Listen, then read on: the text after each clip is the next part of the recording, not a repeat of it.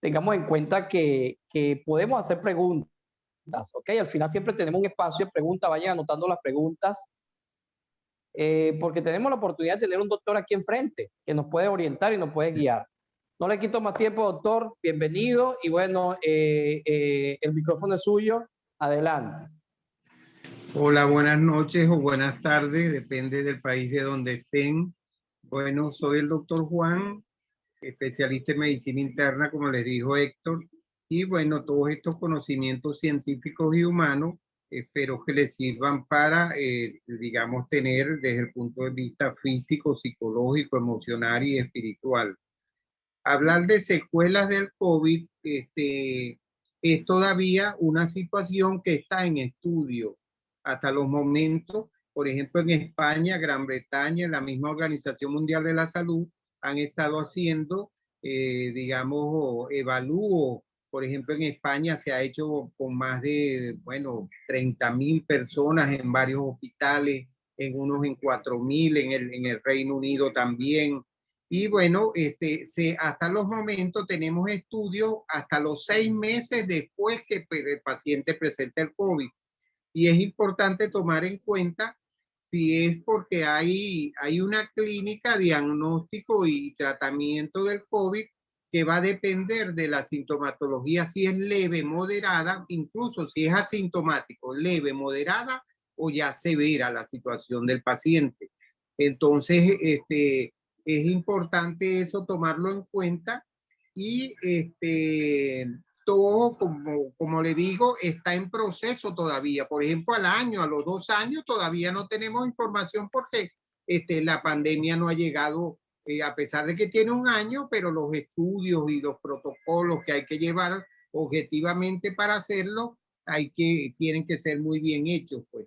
Entonces, miren, incluso para ampliar este tema, el viernes yo voy a estar en Facebook, en vivo, en Facebook Live, a las 7 de la noche, porque ahí voy a hablar de 20 complicaciones. Aquí voy a hablar apenas bueno, más o menos como de 8 entre la parte respiratoria, cardiovascular y neurológico, por lo del tiempo, pues.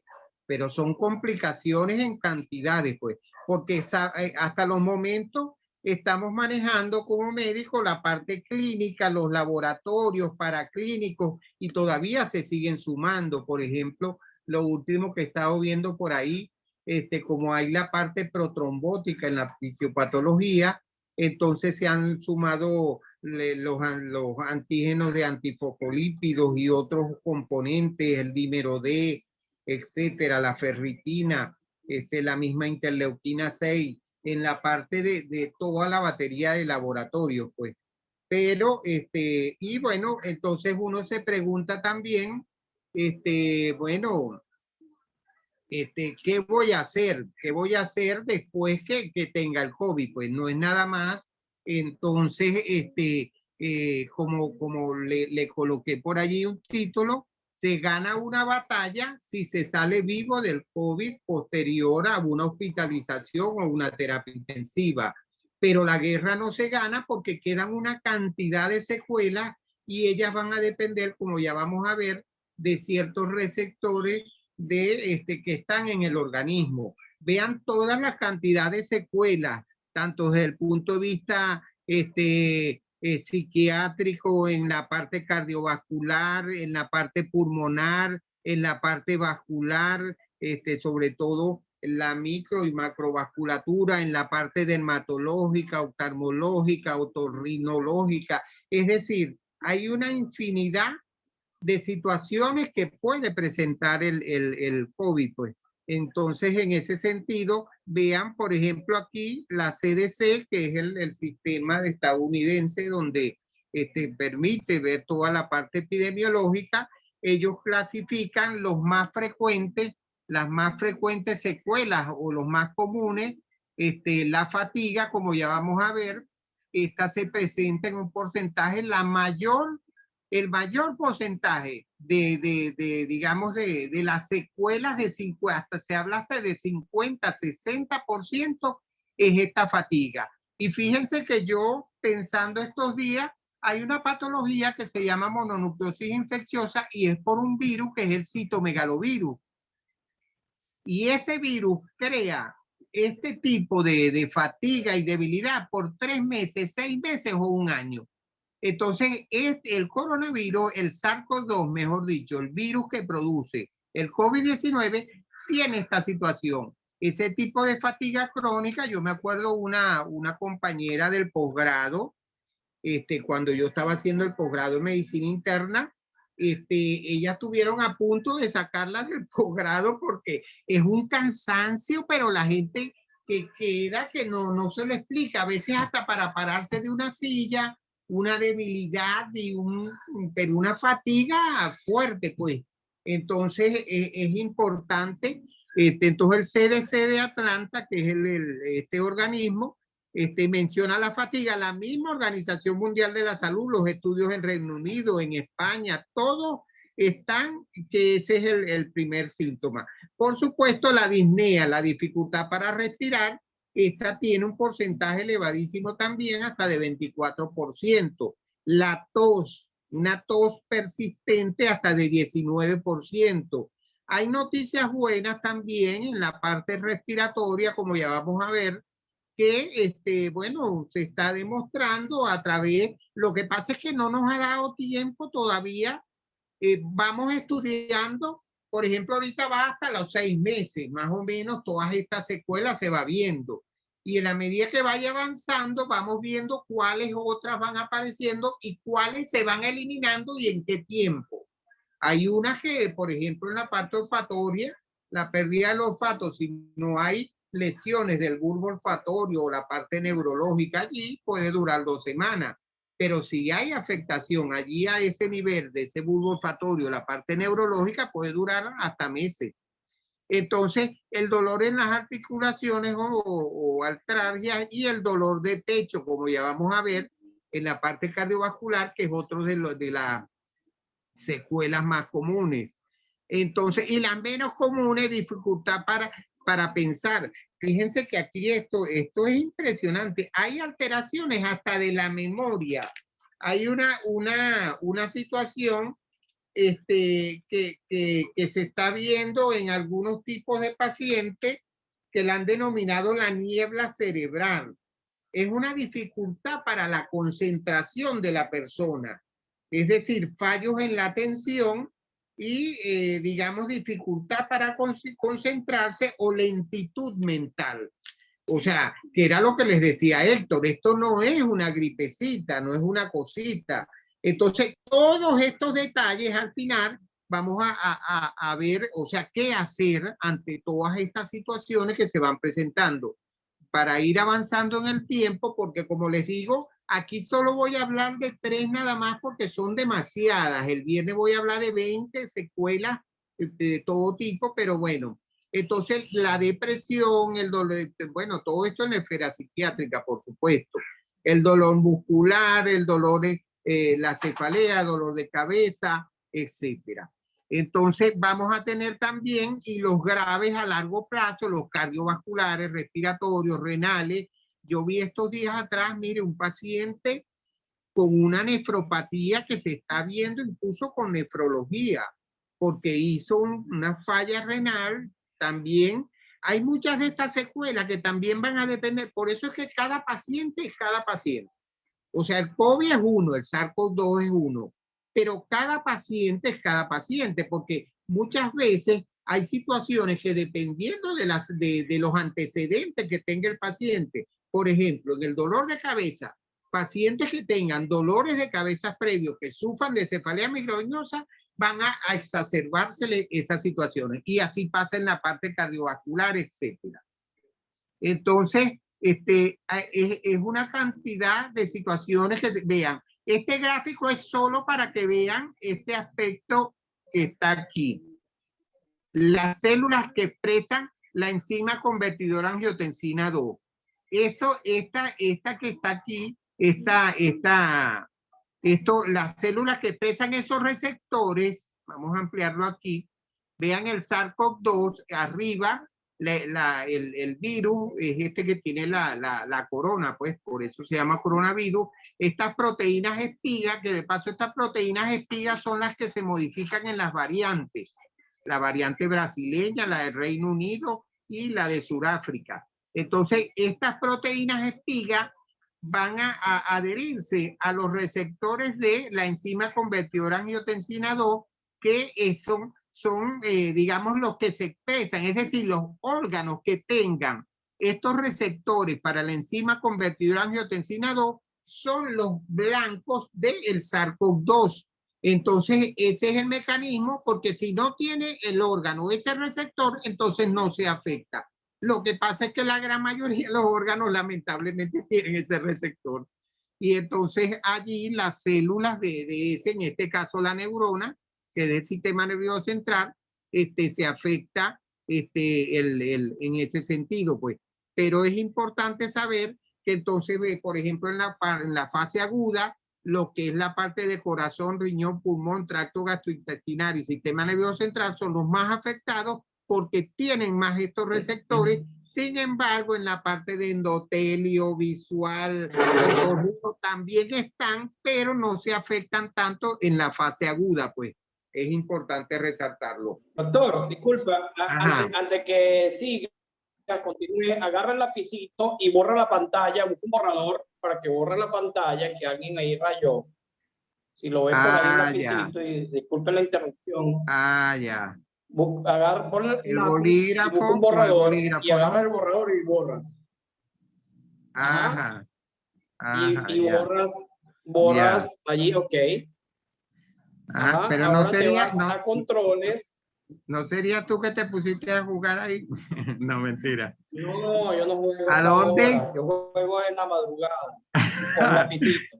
Ya, bueno, ahí creo que ya está borrado, ¿no? Ahí te vas al menú, y buscas configuración de la reunión. Configuración de la reunión. Y allí busca algo que dice anotador y lo desactivas. Si no lo consigues, no importa, continuamos. Bueno, pero ya está borrado, creo. Ya se borraron, ahí quedan 2 punticos, pero no te preocupes, puedes continuar. Ojalá bueno, entonces, enseñando la pantalla, por favor, que lo está haciendo. Ok. Entonces vean, continuando, entonces las primeras secuelas, como ya les dije, son en la parte respiratoria y bueno, la tos en un 19%, que a veces se torna persistente. Incluso ahorita se está hablando de un síndrome de COVID persistente, pero no es el caso en este momento, no vamos a hablar porque ese es otro poco de cosas que hay allí. Pero sí, la tos a veces es muy persistente y la disnea, la dificultad para respirar, el 24% y la tos en 19%. Ahora, aquí es importante resaltar, vean esta imagen que tienen aquí. Este primero es un pulmón sano que tiene la tráquea, los rosados, la tráquea, los bronquios y se deriva allí, pues. Entonces, este pulmón es un pulmón con COVID. Entonces allí se va a ver una afectación en la misma tráquea, los bronquios, pero todo esto blanco, que así grisáceo que ustedes ven allí, son afectaciones ya en una fase severa, porque todo el intersticio pulmonar, como se ve aquí en la parte esta, bueno, esto azul que se ve así, son las lesiones que produce el COVID. Entonces, este tipo de lesiones van a conducir a cierto tipo de digamos, de fibrosis pulmonar por inflamación de los alvéolos. Les recuerdo que del árbol bronquial viene la tráquea, los bronquios, y al final quedan los alvéolos y los capilares, que es la membrana alvéolo capilar, que es precisamente lo que produce la disfunción de que no entre oxígeno y no salga el anhídrido carbónico, la PCO2. Entonces, esa situación de intercambio, esta secuela, digamos, la dificultad para respirar y la tos se produce por estas lesiones. Ahora, la buena noticia es que, por ejemplo, en estudios que se han hecho en España, por ejemplo, se han hecho en 4.000 pacientes, solo el 4% de las radiografías de tórax que tienen esas anomalías con la detección de fibrosis, digamos, es la que persiste esa cicatriz, es decir, es un porcentaje bajo, pues. Y lo otro importante es que no causa esta fibrosis importante según las cicatrices pulmonares en los controles de tomografía que se han hecho en el tiempo. Entonces, gran parte de esta inflamación y de estas cicatrices del tejido pulmonar hasta los momentos parecen, entre comillas, que pueden repararse. Porque antes habían hecho algunos estudios y decían, bueno, que estas fibrosis iban a persistir. Y al parecer, estos nuevos estudios que se están haciendo, entonces, esta es una de las buenas noticias. Primero, que es un porcentaje bajo de estas lesiones de fibrosis. Yo tengo pacientes de 6 meses y la tomografía usted la ve y todavía tiene estas lesiones.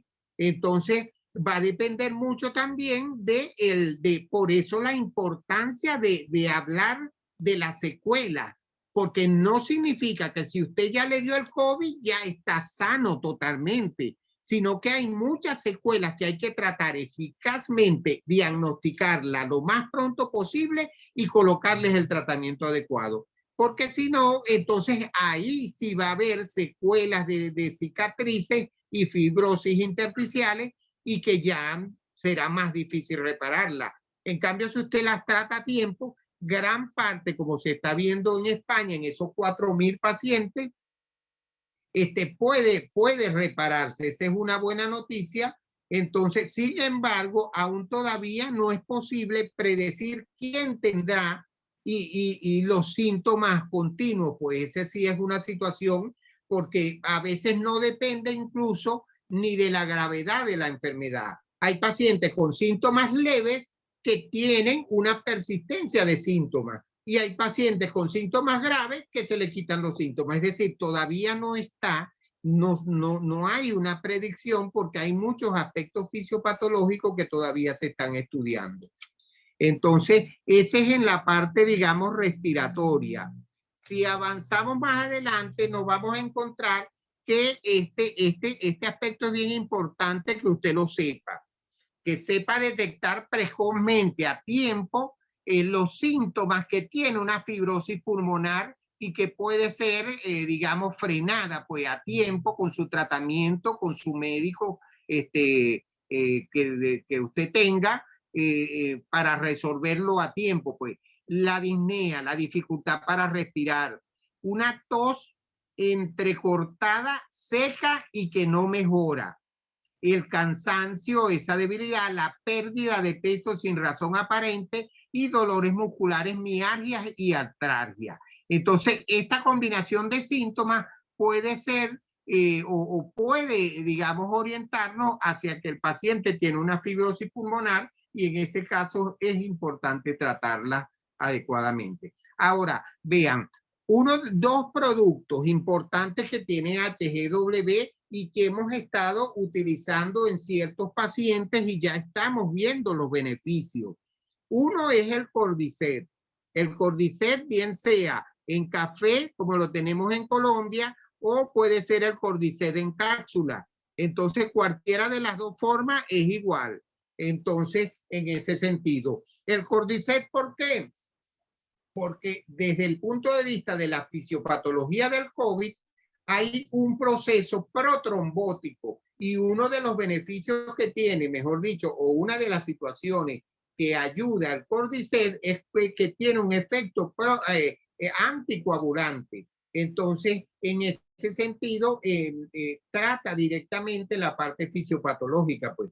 Y en segundo lugar, todo el proceso de la cascada, digamos, de citoquina, esta tormenta de citoquina, todo esto, este sistema inmune hiperexacerbado. Ahora, lo que pasa es que se exacerba más en el pulmón, pero esa inflamación es en todos los órganos.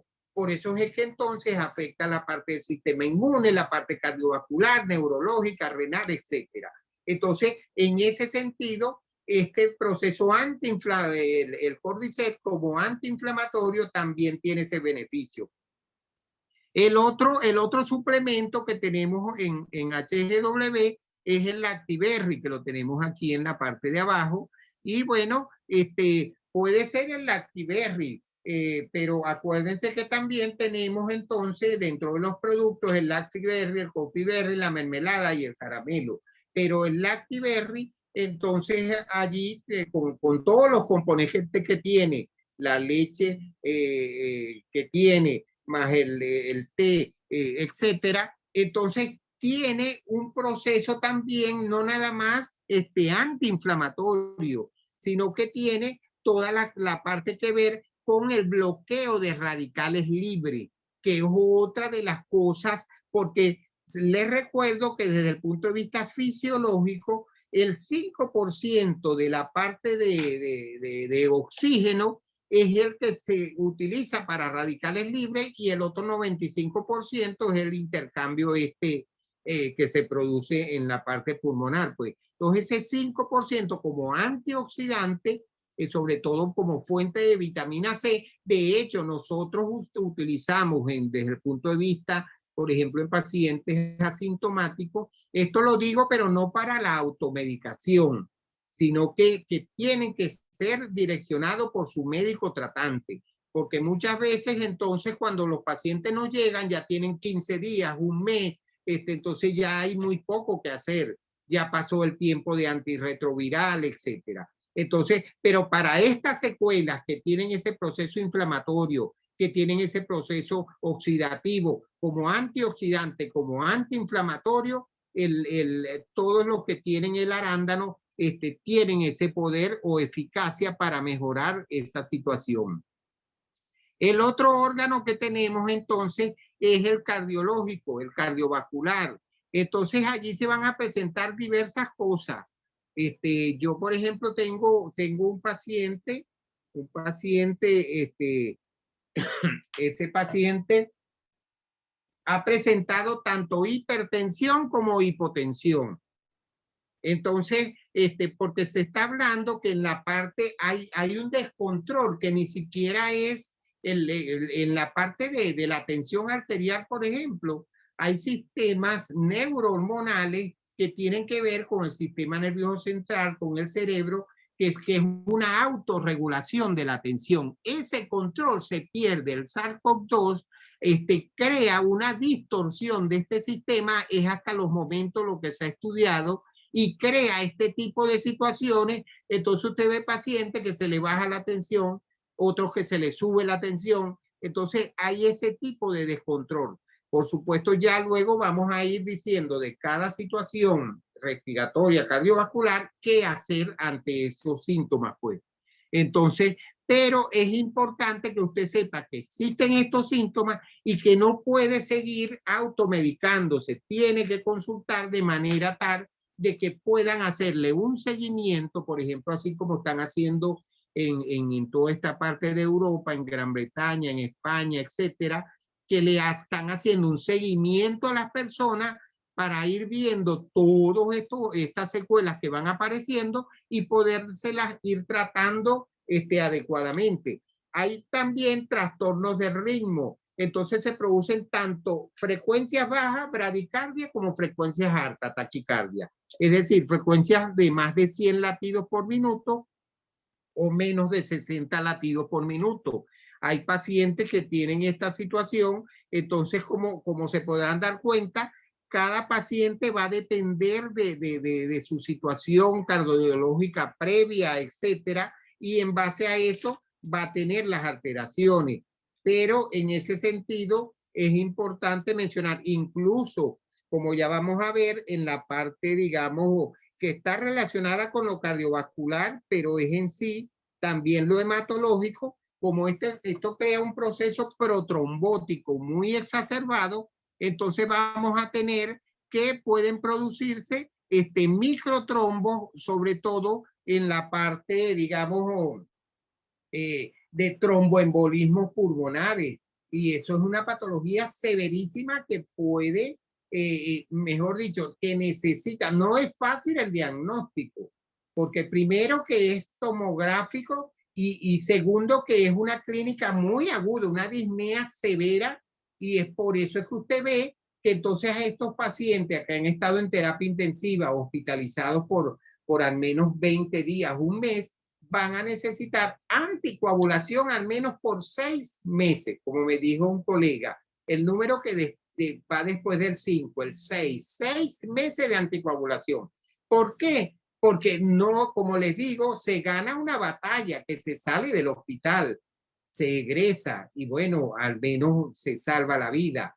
Pero quedan estas situaciones fisiopatológicas que si no se tratan, yo conozco de un caso, bueno, esto es situaciones, esta paciente, una paciente de 56 años, esta señora, bueno, ella fue hospitalizada, estuvo en la terapia intensiva, luego pasó hospitalización y bueno, tuvo como 8 o 9 días hospitalizada y pero era en el sector privado. Entonces, y bueno, la persona egresó y bueno, a los 3 días, para mí que tuvo fue o un tromboembolismo pulmonar o un infarto, una complicación de este tipo que son muy severas y bueno, la persona lamentablemente falleció, pues, una persona relativamente joven y bueno, al parecer allí, bueno, yo no llevaba el caso, era un colega, pero sí supe porque ellos tuvieron esa situación. O sea, lo que les quiero decir es que no es nada más que ya salí de la hospitalización, sino que tienen que estar atentos a todas estas secuelas que son bien delicadas. Un tromboembolismo pulmonar, eso en minutos puede crear una insuficiencia, una insuficiencia respiratoria con síndrome de distrés respiratorio agudo que necesita hasta una intubación endotraqueal. Entonces, son situaciones delicadas, pues. Lo otro que puede crear a nivel cardíaco son las miocardiopatías, que es la afección de las células del corazón. Puede crear también algunos tipos de arritmia, como le dije, tanto bradicardia como taquicardia, o lo que se denomina las miocarditis, o inflamaciones también del pericardio, que es la capa externa que cubre al corazón, una pericarditis, y si esa pericarditis se acumula allí cierta secreción que crea un taponamiento cardíaco, eso necesita hasta valoración por cirugía cardiovascular y drenaje de eso, porque puede comprimir las estructuras cardiovasculares y crear problemas hasta de shock cardiogénico, pues. Y por supuesto, a través de estos microtrombos también pueden producirse, porque estos microtrombos o coágulos pueden migrar no nada más a corazón, sino a riñón, cerebro, es decir, a cualquier órgano y crear isquemia.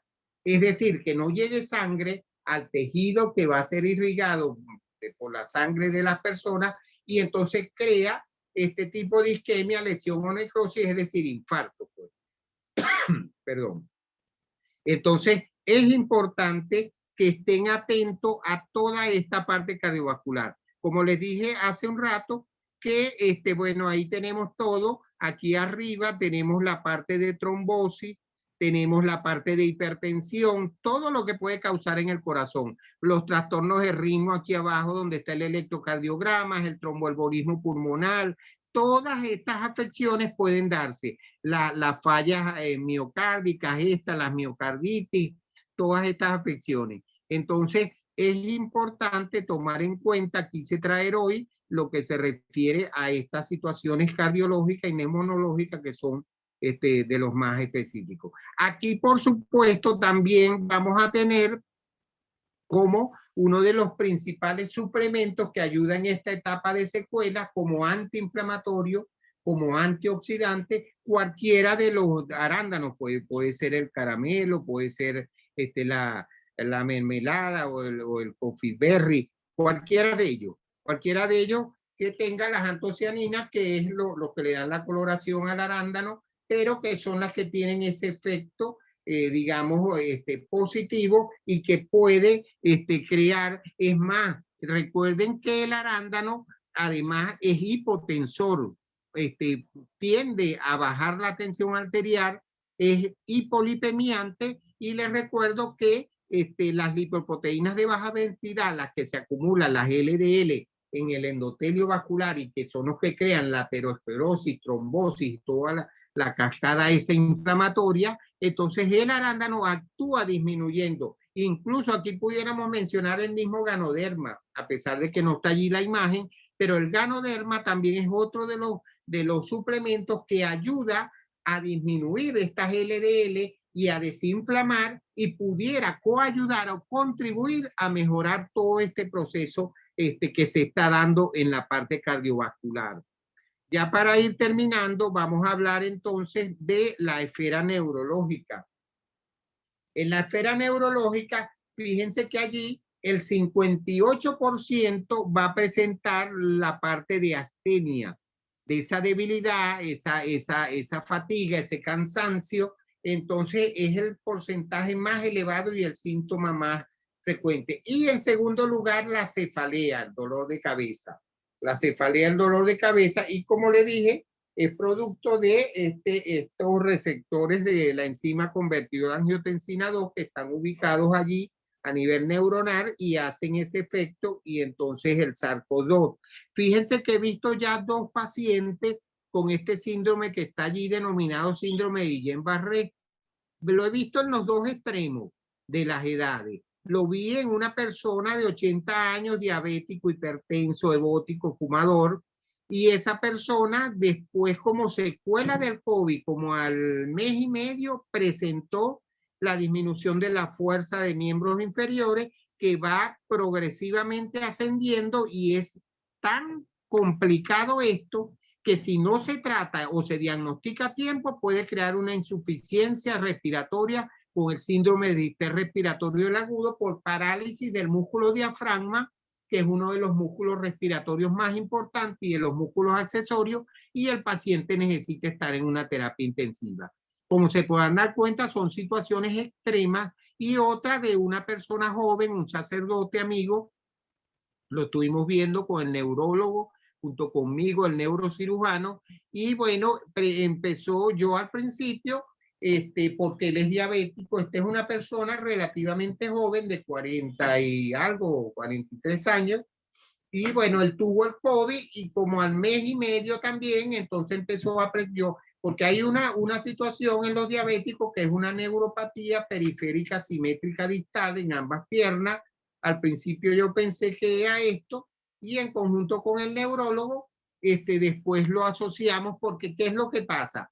En este síndrome, por ejemplo, él afecta las capas de mielina de los nervios y la daña, y entonces el impulso neurológico no se conduce y crea este tipo de debilidad que va ascendiendo, y son tratamientos bien delicados, bien costosos, y como le digo, puede llegar hasta una terapia intensiva. Entonces, estas situaciones, tengo otro paciente también que ella sí, es una señora de 68 años. Esta señora ha tenido no nada más el dolor de cabeza, hay que estar pendiente con el dolor torácico, también ha tenido, tiene, bueno, en la parte de la disnea ya puede caminar un poco más, y ella sobre todo ha tenido hipotensión, porque también pasa que en la situación aguda, bajo el estrés de hospitalización, tienen hipertensión. Ya cuando están en la casa, entonces más bien hay que bajarle las dosis porque presentan hipotensión, porque están un poco más calmados, y bueno, así vamos viendo. Pues tengo otro paciente que es un colega, un médico amigo, que yo le estoy tratando, y bueno, él presentó también unas lesiones en piel, unas equimosis, unos morados, como lo llama vulgarmente la gente, pero es un sangrado en la piel. En ese caso, lo que pasa es que él está tomando anticoagulación y son efectos colaterales, entonces en ese caso lo que hay es que bajarle la dosis, pues. Pero pueden presentarse también a nivel neurológico las enfermedades cerebrovasculares, como ya le dije, los microtrombos, y pueden migrar hasta el sistema nervioso central y crear estas lesiones. Puede presentarse la ageusia y la anosmia.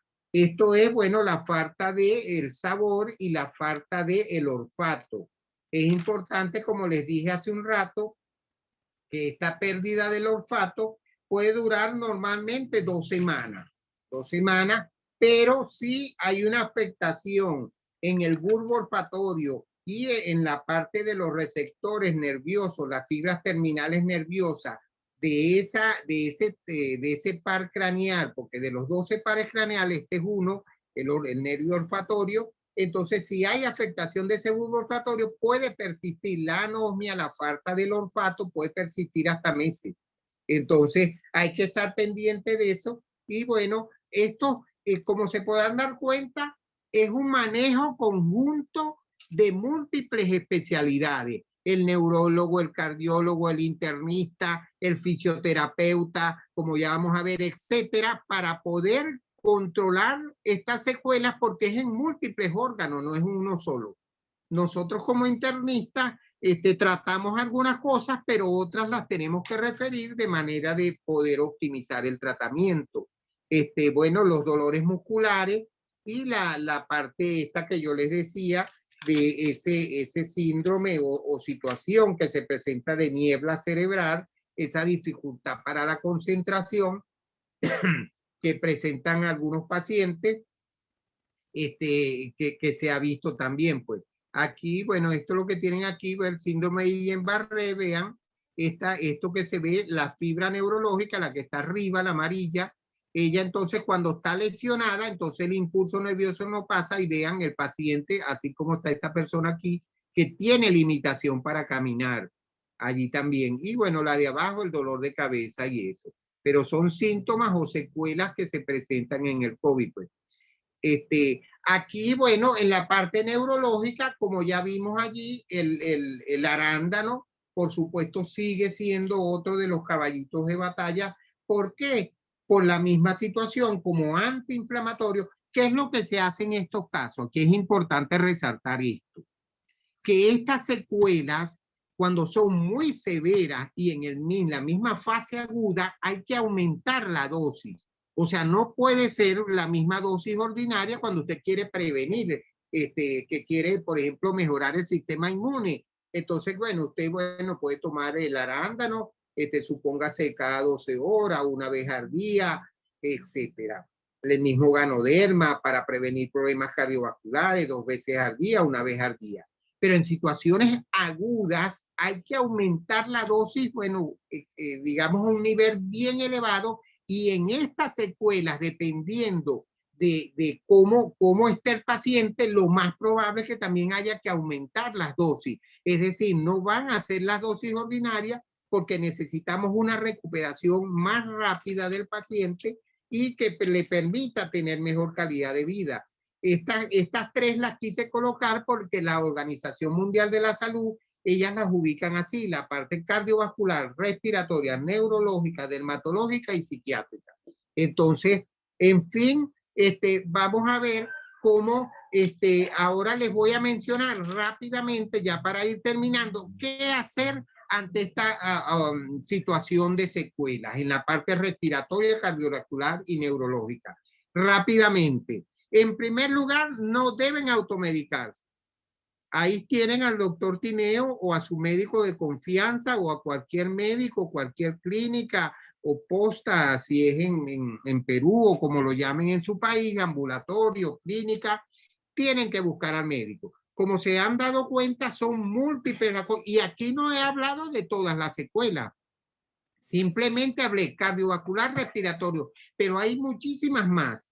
Entonces, en primer lugar, para la tos y la disnea, hay que utilizar la fisioterapia respiratoria, y eso se puede hacer a través de un mecanismo, un instrumento que se llama Triflow.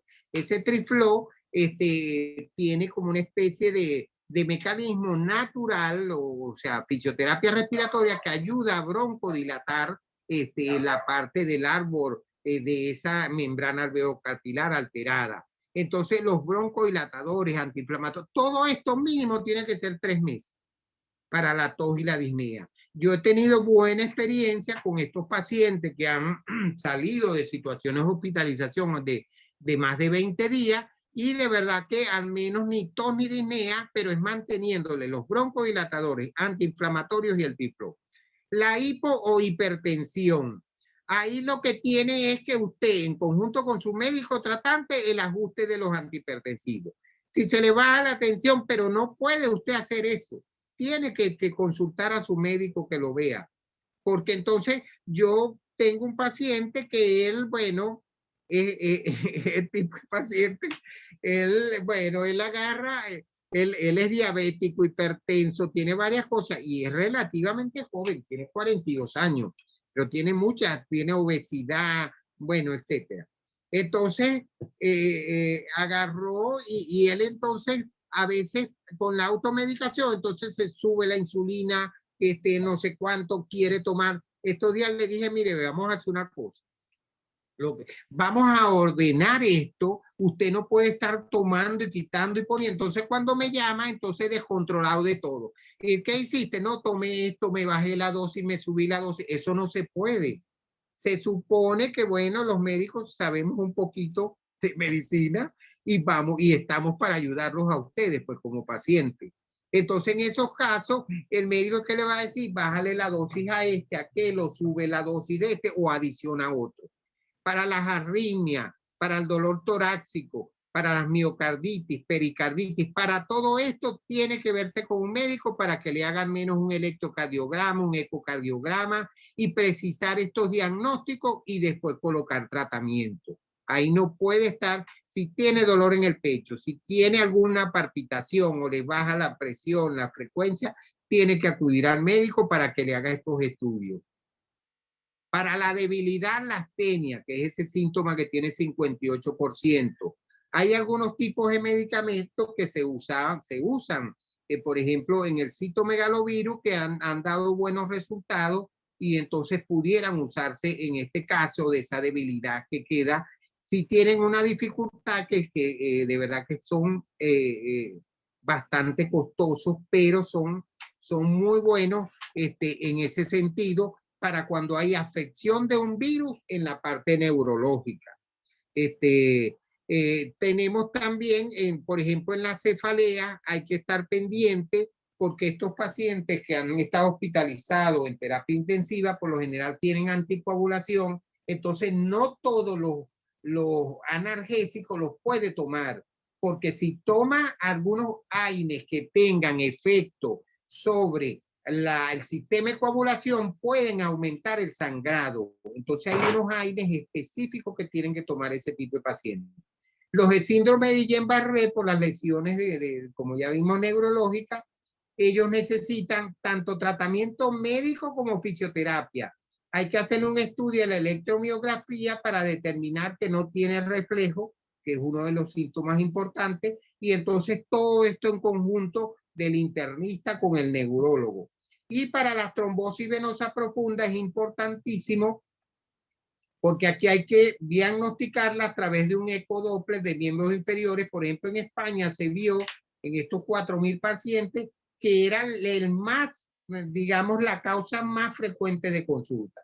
Trombosis, claro, porque el paciente deja el anticoagulante. Estos días me dijo en esta semana un paciente, doctor, que el anticoagulante está muy caro. Sí, pero es verdad que es costoso, pero es preferible ese costo de la anticoagulación por esos 6 meses que después tenga que hospitalizarte y después por esa trombosis venosa profunda colocar nuevamente heparina de bajo peso molecular que tienen un riesgo muy elevado para la salud. En fin, esto era lo que quería mencionarles, pero les recuerdo, aquí es fundamental que usted ha ganado una batalla, pero no la guerra. Es decir, tiene que seguir en sus controles, tiene que seguir con el médico, de manera que le vaya optimizando cualquier área que vaya presentando.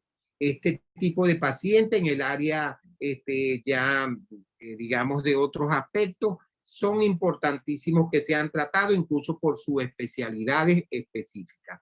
Bueno, Héctor, hasta aquí, y bueno, vamos a dejar estos minutitos que quedan para alguna pregunta, algún comentario. Sí, muchas gracias, doctor. Yo hoy en lo particular no tengo preguntas, pero sí tengo algo que aportar.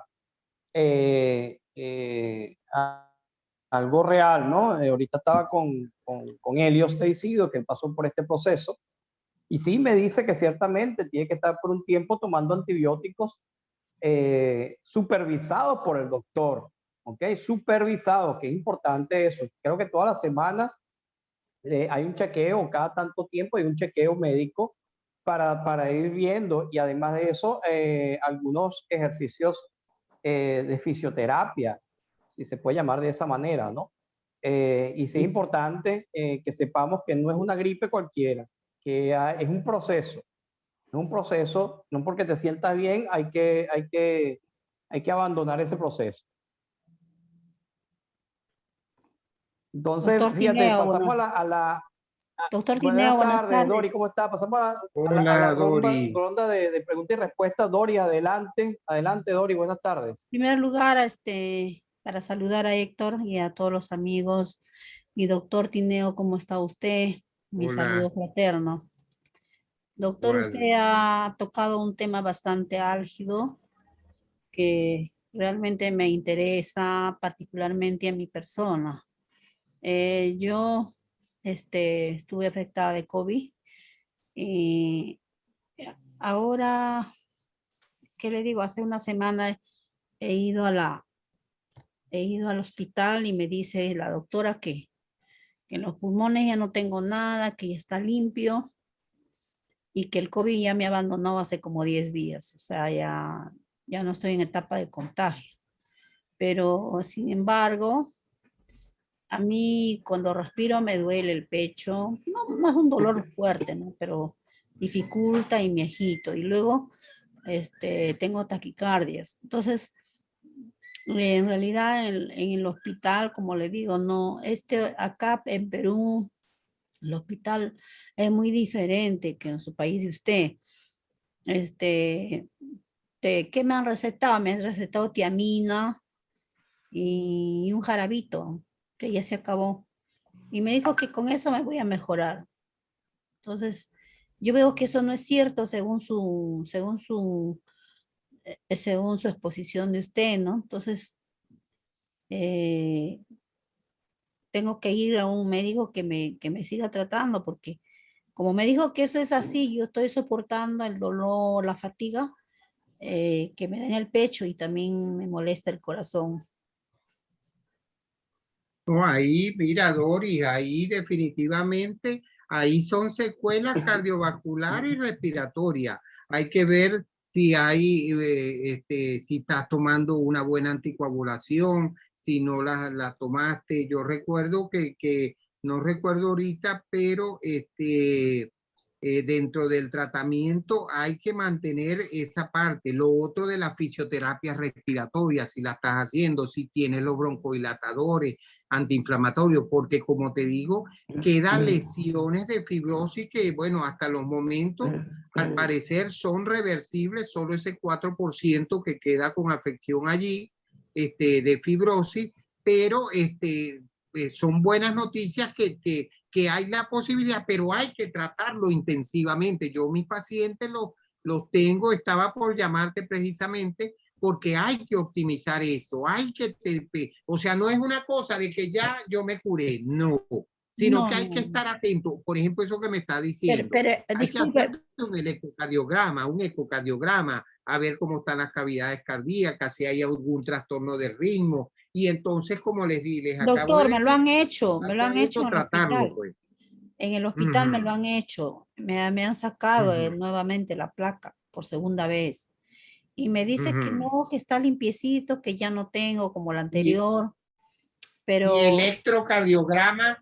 electrocardiograma y ecocardiograma, por eso le digo que son varias cosas, pues habría que también optimizar, ver el dímero D, a ver si está elevado, el INR, es decir, hay que, o sea, es de control, o sea, es un paciente que al menos unos 6 meses o un año tiene que tener un control cerca para ir viendo las secuelas que va a ir presentando. Lo que pasa es que hay que tener en mente todas las probables secuelas y entonces en base a eso colocar el tratamiento adecuado, diagnosticar a tiempo y tratar adecuadamente. lo Entonces, que, y así como usted dice de taquicardia, eso hay que ver si es cardíaco y el antecedente de hipertensión o no, No, etcétera. latidos fuertes al corazón y mucho suspiro.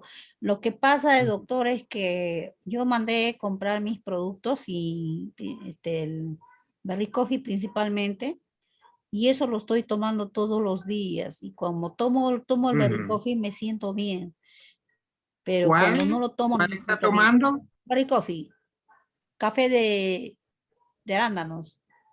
Ah, ya. Lo Sí, tomo en pero du- ese, por ejemplo, ahí sería aumentar la dosis.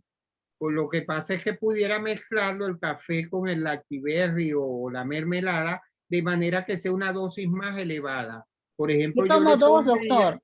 Tomo yo dos, le, dos juntas.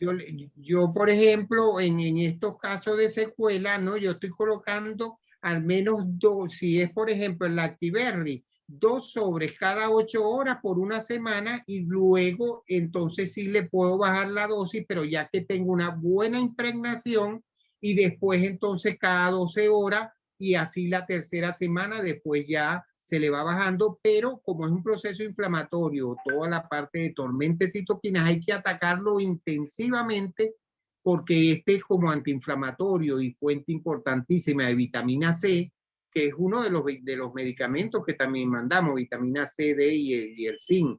Entonces, con el arándano, pero a altas dosis al principio, al menos una semana, después se baja un poquito más y hasta que ya se llegue a la dosis normal, porque una dosis normal, o sea, en este caso, por ser una patología tan oxidativa, y el mismo Cordyceps, el mismo Ganoderma, es decir, hay que ir viendo, incluso la misma espirulina como mecanismo para fortalecer también a altas dosis el sistema inmune y pueda el organismo tener mejor capacidad de respuesta.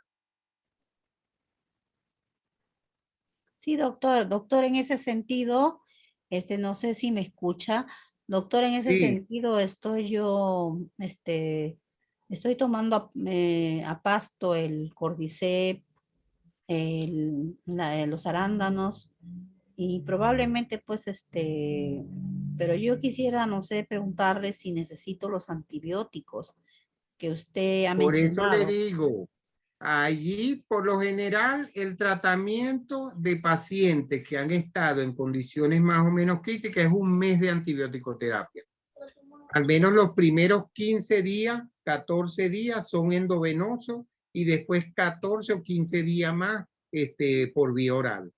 Entonces, de manera tarde, uno estar seguro de que las secuelas o complicaciones de infecciones respiratorias, incluso de hongos, de micosis, están eliminadas. Yo tengo un paciente, este colega, al que le digo que es médico, él le colocamos los 15 días endovenosos. Después le colocamos los 15 días por vía oral. Y ya, bueno, no tenía más antibióticos, tenía el anticoagulante, y la vitamina C, D y el zinc.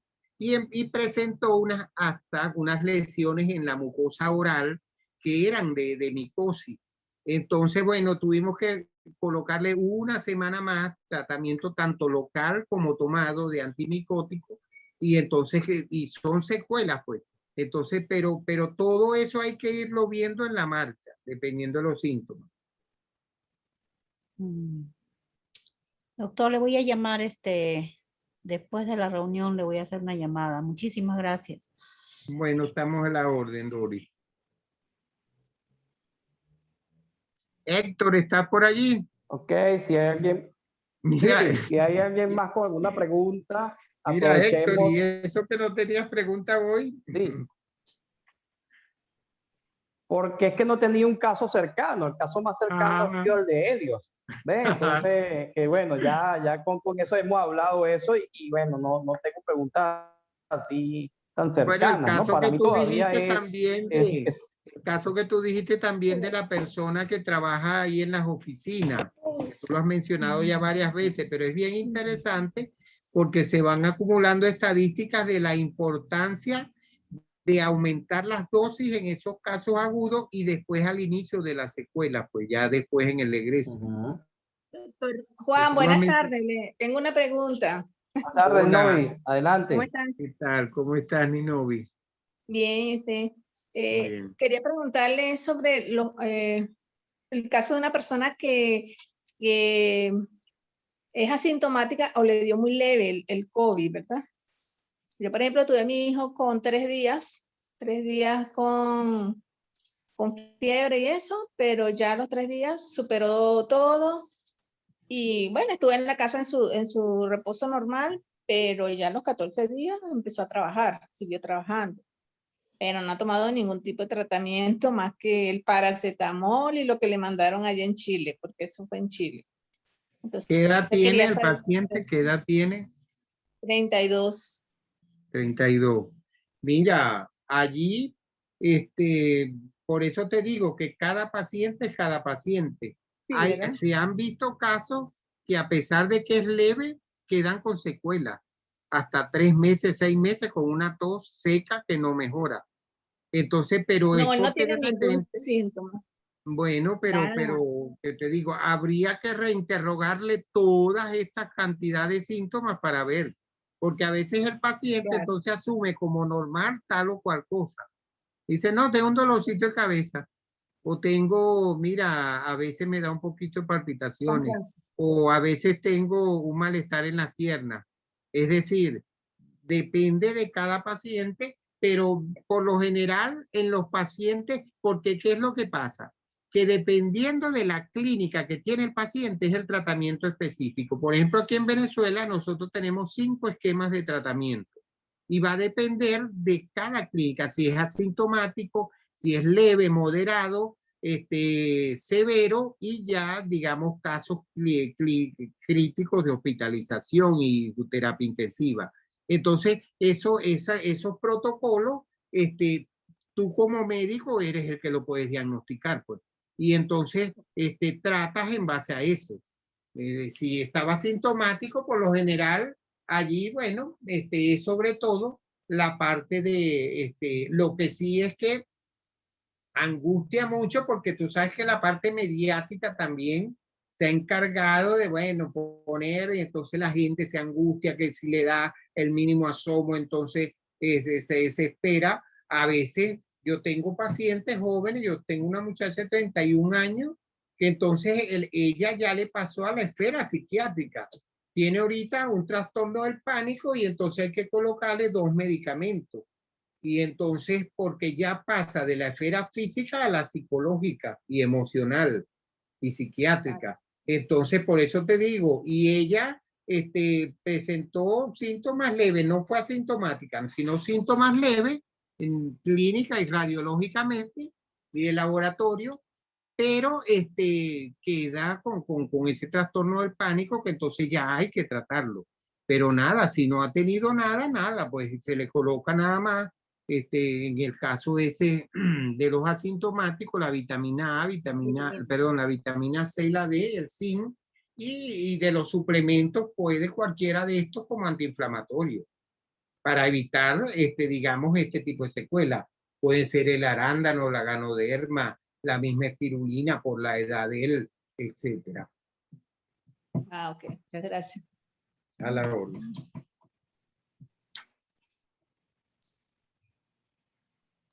Listo, entonces bueno, no sé si ya estamos llegando al Bueno. final, no sé si hay alguien más que tenga otra pregunta.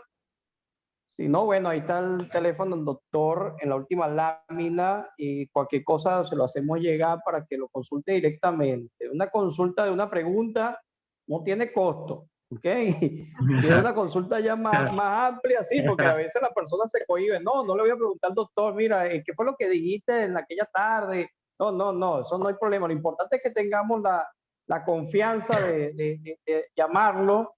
Cualquier duda, cualquier preguntita, si está con un paciente, evidentemente no responde al momento. Fíjate, Héctor, que mañana voy a ver un paciente que la esposa está en Brasil y el paciente está aquí en Venezuela. Entonces ella me contactó por Messenger, por las redes, y entonces me dice, contra el doctor, que no sé. Yo le digo, mira, ve, podemos hacer que así yo lo he hecho. Bueno, ni Novi lo sabe. Que hacemos la consulta en conjunto, ella desde Brasil, el paciente aquí en Venezuela, él está en una zona y yo en otra zona, y a través de WhatsApp o Zoom tú te puedes conectar así como estamos ahorita, Claro. y estamos los tres en la consulta, pues, y ella de primera línea, así lo hicimos con un paciente con Ninovi, y entonces nos permite que ellos sepan con exactitud, y le mandamos los recipes y tienen todo, y ellos pues desde el exterior pagan las consultas y todo, pues. Entonces son mecanismos Buenísimo. desde el exterior poder ayudar a las personas que estén aquí en Venezuela, o al revés. A veces hay pacientes que están en el exterior y desde Venezuela los ayudan, pues. Es decir, ese tipo de situación también se puede realizar. Bueno, Héctor, espero que Qué el bueno, qué bueno. tema Bueno, chévere. haya sido de interés. Sí. Sí, sí, claro que sí. De todas maneras, bueno, vamos a tener la próxima semana de pronto una secuencia de esto. Podemos